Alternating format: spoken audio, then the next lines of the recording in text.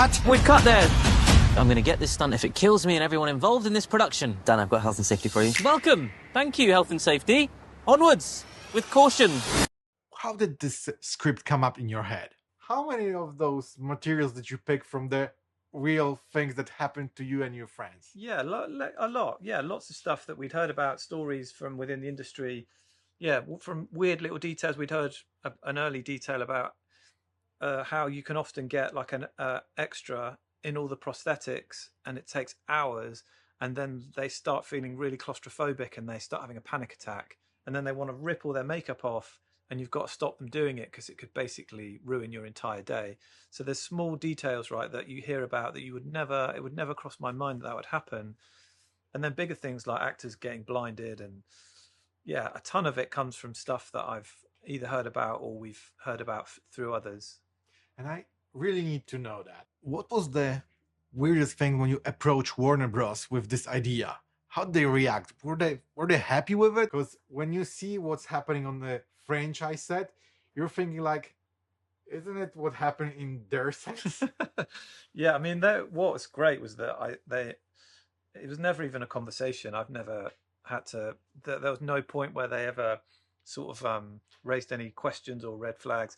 I feel like those big franchises are so bulletproof that they don't seem too worried about us sort of poking fun at them, which is to their credit, really. So yeah, we haven't had any cease and desist letters just yet. Maybe one day something will turn up on my doorstep, but we'll see. But for now, I think they're doing all right. So, but was there anything that you cut out of the scripts that you say it will be too much? Sometimes there would be details or things we would hear about that. Yeah, there were definitely things that we wanted to include in the show, but that you sort of thought maybe an audience wouldn't quite believe it. We heard one story about a shooting of a scene on a big franchise movie, and it was an exterior location. So that first of all, they had the two actors walking, and they did a tracking shot with the camera to record it. And then they filmed the exact same scene again, but without the actors in it. So it's just the camera moves, so that they could effectively then replace both of the actors with two other people if they wanted to. But then they shot the initial scene again of the two actors walking, doing the dialogue, but on a green screen.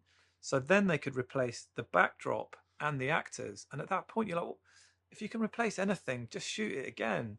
And it's one of those things that's so abstract and weird that it was almost too complicated to get in the show, but it seemed to represent sort of how bizarre this way of making films is, and how what they're trying to do is defer making a decision. So everything is shot with green screen so that if you want to change it later, you can. You basically don't have to commit to anything. I'm curious, from your point of view, how much the green screen destroyed the industry? Because right now, as you said, you can have a blank wall and do everything by it. Yeah. And I think it kills the magic of the movie. Yeah. I would say it's pretty, as good as the technology is, I can always tell when I'm being shown something that's, because it always feels weightless to me, like those big action sequences that are fully CG.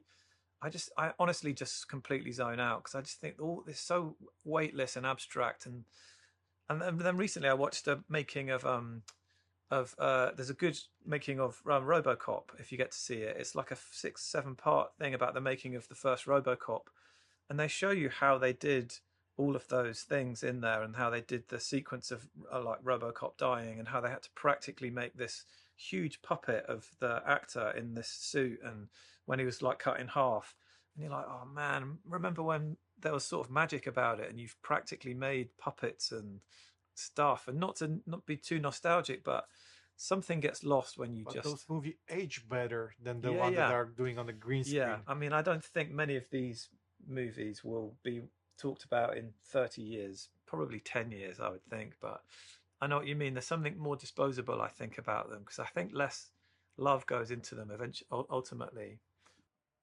All right, John, so the hardest question is, what is Tekto about? Tekto, so the story of Tekto, the movie, what is it about? So it's about a guy who falls through a crack in the earth and develops an earthquake power, and he gets sent on a odyssey across the galaxy Earth is starting to break apart, and so he gets sent on this quest to go and find a guy called I who can see everything, because I is the only one who'll be able to see what's happening to Earth. And his job is to go. Tekto's job is to go to find I and bring him back to Earth so that he can stop the world being blown up. But what happens is I eventually double crosses him, and I's plan is it's I that's ultimately about to blow the Earth up. So I becomes the villain, and it becomes a battle between the two of them.